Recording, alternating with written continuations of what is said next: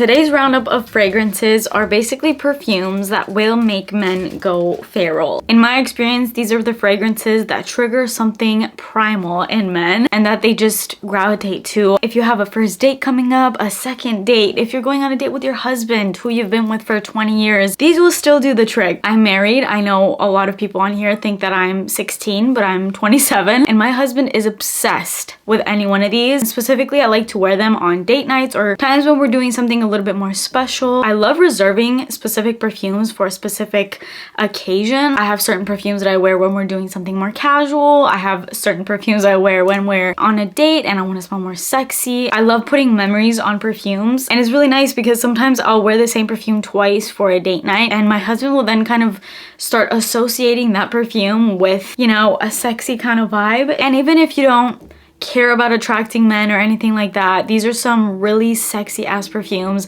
that will make you just feel really hot. With that said, let's get into this video. My first fragrance is Dior Poison Girl. Now, this is the Eau de Toilette. I used to have Poison Girl a while back and I decluttered it, but I believe what I had was the Eau de Parfum, because to me, this version, which is the Eau de Toilette, smells a million times better, and I actually want to grab for this, whereas the other one that I had, I felt like it was just too strong, too powdery, whereas this one just feels absolutely perfect to me. The entire Poison line from Dior are all just really, really sexy fragrances, and they kind of have something for everyone. They have more gourmands, and then they also have more clean ones for those of you that still want to smell sexy but in a fresher way. But this one, this is definitely going to be a little bit more on the sweet side, and it's literally one of the hottest, sexiest perfumes ever. It smells so luxurious, but also a little raunchy, sexy. This has this citrusy sort of start, but then it gets really sweet, and normally I don't like sweet mixed with citruses, but to me this isn't a citrus gourmand. I do get the citrus opening, those orange notes at the top, but they kind of evaporate pretty fast as soon as the middle and the base notes kind of come in. I start getting this really pretty powdery pink rose, warm rose kind of scent, followed by this really nice vanilla, caramel, tonka bean. There's a whole lot of depth in this, and it's strong, just like pretty much all of the Poison perfumes are. They are strong fragrances that will leave the most intoxicating scent trail behind you and will have you projecting the scent pretty much all day. I think the scent can be fit for kind of any season as long as you wear it in the night. Maybe because I've always worn it for nighttime, I just associate it now with just a dark nighttime-y scent. I really just don't see it as a daytime, everyday casual scent. To me, this definitely smells more sexy, special occasion, I'm going out to dinner, that kind of vibe. It may be a bit much for just a day-to-day, but you do you. It's a super flirty and alluring fragrance, and it's pretty much in the name. It's called Poison Girl. You will literally have them in a trance with this scent. My next one is a whole lot classier than the last one. This scent, I don't know what it is. My husband is obsessed with this scent. Normally, I feel like when we think of sexy perfumes, we think of on the sweeter side, a little bit woodsy. This is not sweet at all. This is all about this intense spice, but done in a way that my husband literally cannot get enough of, because every single time I wear this, he compliments me. Now, unlike Poison Girl, I feel like this one could easily be your signature scent. It is a little bit more unique and out there, and it is a pretty strong scent, but it's also very versatile to me. It can take you from your everyday life to also something a little bit more special at nighttime, at dinner, whatever. This is Twilly de Hermes, specifically the Eau Pauvre version. This is a flanker to the original. I'm obsessed with this one.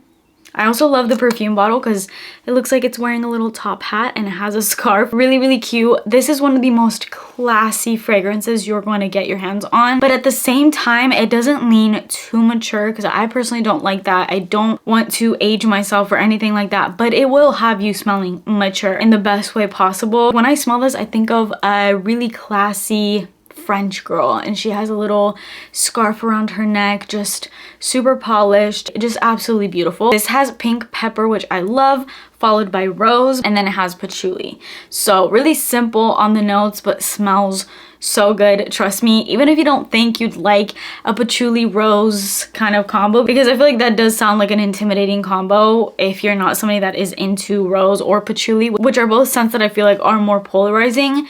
Trust me, something in the way that this fragrance specifically has been done is absolute perfection. Next one is a new scent to my collection, but it has very quickly made its way up there in some of my top favorite perfumes, and that is Destin by Balmain. I don't care what anybody has said about this, because I have heard, and even in my dedicated review to this, I mentioned that there's some people that think this is a really generic scent.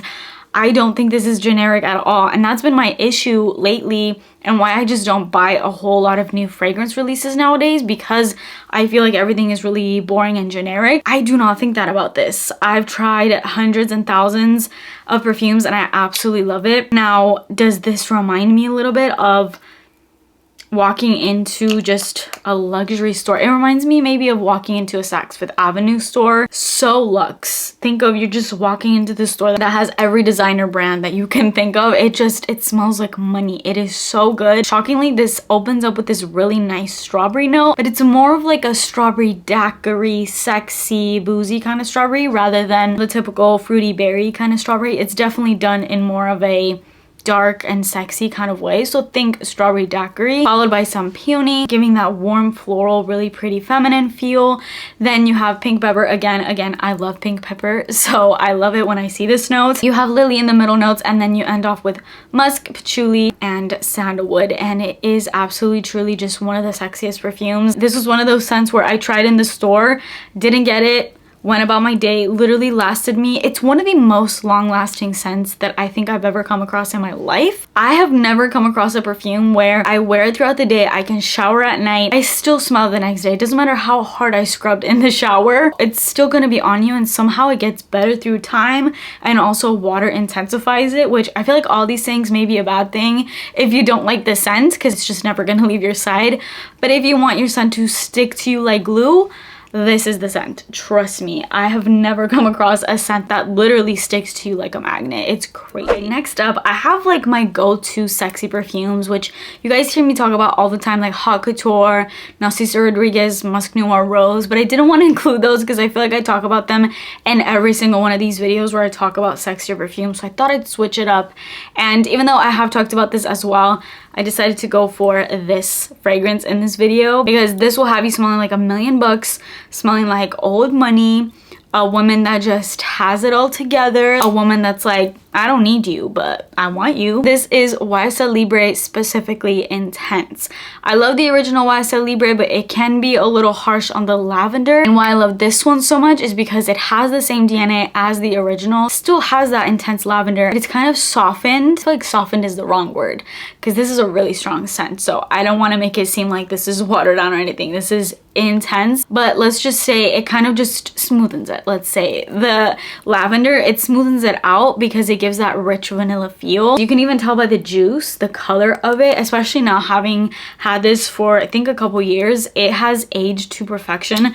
This is one of those scents where I don't even think I need 2 sprays of. This will get the job done in 1 singular spray. It is that strong. Considering I use this all the time, look how much I used. I've made the teeniest, tiniest dent. I feel like this could easily, even if this was my go-to like sole fragrance that I had in my entire collection and I was using it all the time, I still think this would last me years. But especially because, as you guys know, I have a larger collection, I don't use this all the time. This will literally last me, I feel like, an entire lifetime. It's not one that you need much from, which I feel like is a good thing because you really get your money's worth out of it. It's such an empowering scent. This will make you feel so sexy. I think the intense lavender in these fragrances gives off a slight cologne masculine vibe, but I mean that in the best way because I've always thought that that was just the most sexy fragrance ever. Like, I just love men's cologne, not even smelling it on men, but I love wearing it. I have some men's colognes in my personal collection that I like to mix and layer with my other perfumes because I feel like something about that cologne vibe just gives a sexiness, and this is one of those scents where I don't need to layer it with the cologne because it kind of has that built in there, but it's done in a feminine way at the same time, so it kind of has that duality, and it's just chef's kiss. Next one, this is one I've been talking a lot about, but I love this. This is Lar Re by One's Perfumery. I discovered this through a video where I worked with Sense Angels. I had never heard anybody talk about this house, definitely not this perfume, but I decided to get it through working with them, and this video is not sponsored, but this is one of my favorite perfumes. This has that bubblegummy tuberose feel, definitely similar DNA to the Armani My Way line, which I know a lot of people really love, but this is like a sexier, darker version of those, more mysterious, more depth. A lot of the times I feel like with niche perfumes, they're really out there, kind of scary to wear, and just, you know, more unique. But in my opinion, in the world of niche perfumes, this is one of the most crowd-pleasing scents, and I mean that in a good way, not like boring, generic. It's still really unique, but I don't find it that polarizing. This has that warm floral vibe. Definitely at the heart of the entire fragrance is tuberose, which gives off that bubblegummy, grapey, candy kind of a vibe, mixed with some jasmine, super pretty, and then a nice little dose of patchouli and vetiver kind of grounds it, but it's not in an earthy way. It's just so sexy. It's sort of a mix of Givenchy's L'Interdit, a little bit of My Way, and then let's throw in a little bit of Prada Paradox in there, you know? It's like a little mishmash of those, but 10 times more intensified, 10 times sexier, darker, just seductive scent, basically. Next one, this is a celebrity perfume, but do not write her off because this is a powerful man magnet type of scent, and that is Eilish from Billie Eilish, the first one. I don't like any of her other ones, like her flankers following this.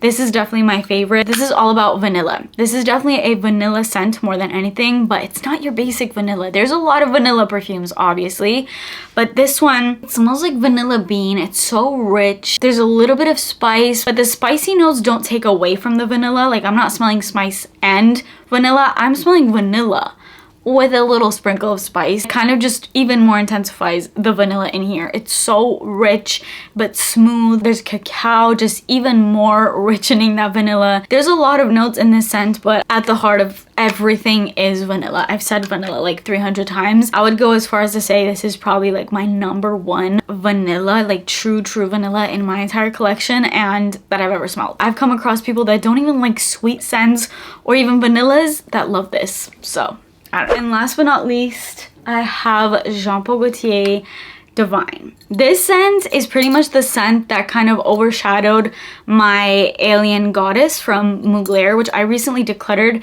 because I was going into my collection. I was looking at these two side by side and I was like, okay, these two are similar, but I'm gonna go with just one.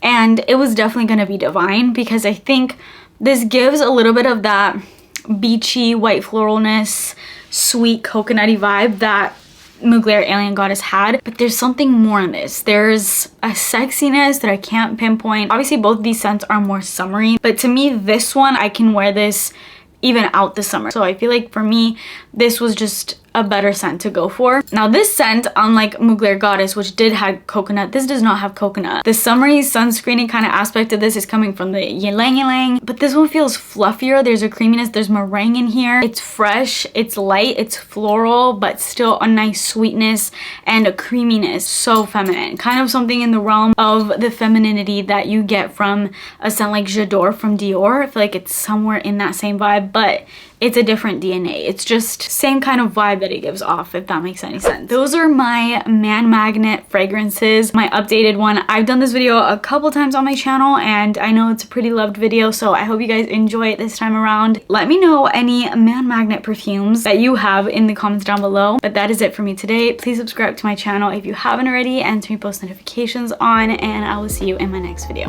Bye.